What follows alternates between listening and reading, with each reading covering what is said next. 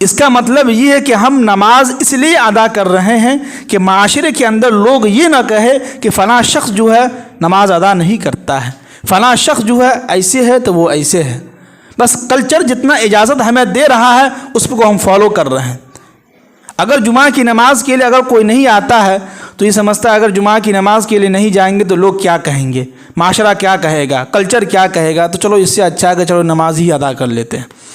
نہیں کچھ تو کم سے کم جب امام صاحب خطبہ کے لیے کھڑے ہوں گے تو وہاں پہنچ جائیں گے، 1 بجے کا ٹائم ہے، اس وقت جو ہم پہنچ جائیں گے۔ تو آج یہی ہو رہا ہے معاشرے کے اندر، جتنا ہمیں معاشرہ اجازت دے رہا ہے، جتنا ہمیں کلچر اجازت دے رہا ہے اتنا ہی کر رہے ہیں۔ جیسے کہ ایک رسم بن گیا ہے کہ بھائی باپ کے انتقال کے بعد بیٹی کی ذمہ داری بنتی کہ وہ قرآن خوانی کرے اور تمام لوگوں کو کھلائے۔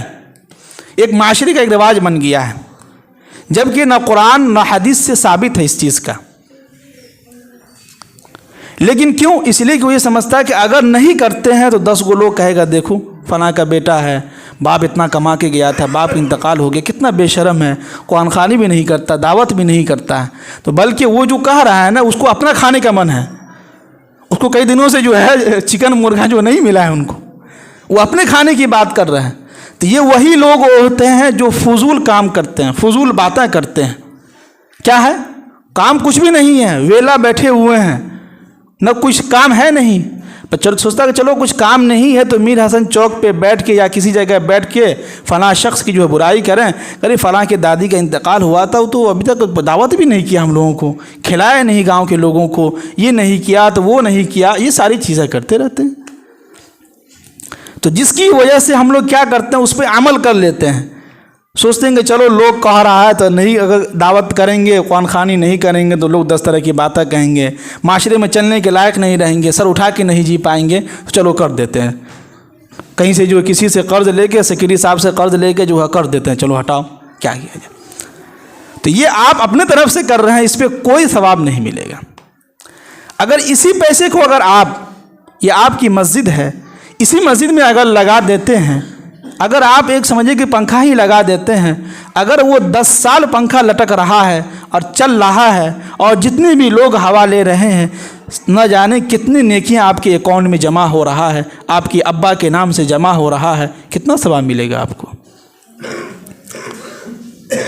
تو ثواب اس میں ہے کہ اس میں ہے؟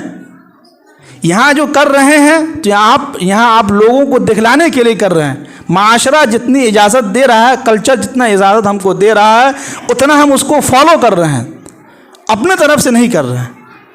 جبکہ اگر ہم قرآن و حدیث پہ عمل کرتے، اگر ہم واقعی میں سچے